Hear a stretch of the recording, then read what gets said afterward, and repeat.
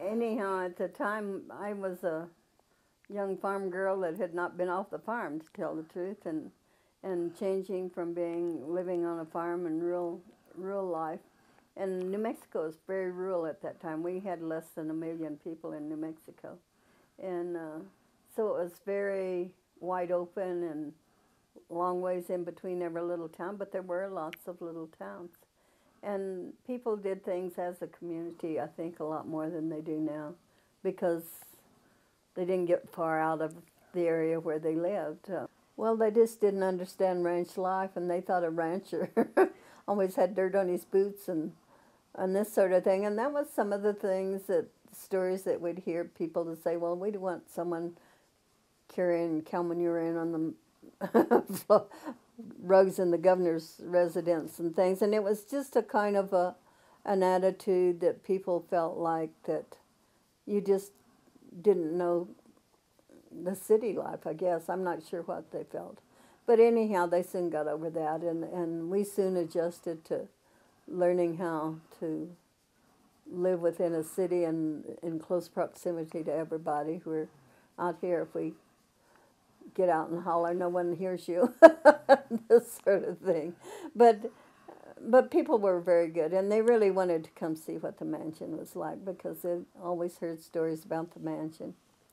Well, it's not a mansion, it's a home, and it's still a home very much, though it's improved a great deal from the time when we lived there. And how did a woman's place change as you were in your different times? As we changed from different times, and Bruce was always very open-minded, and he figured that, we could do whatever we could do.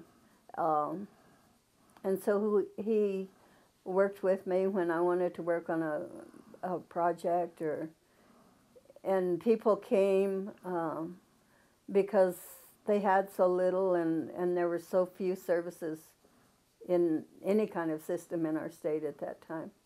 So people would come to you and tell how they needed some kind of a program, particularly for children, which is what touched my heart.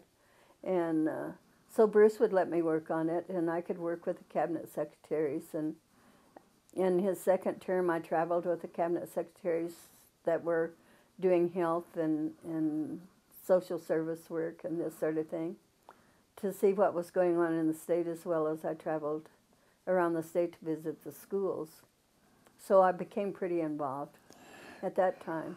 And then by his third term, he allowed me to have an office in the governor's office. And so I had the first lady's office that was in the governor's office, and I worked full-time as a governor's staff person, unpaid.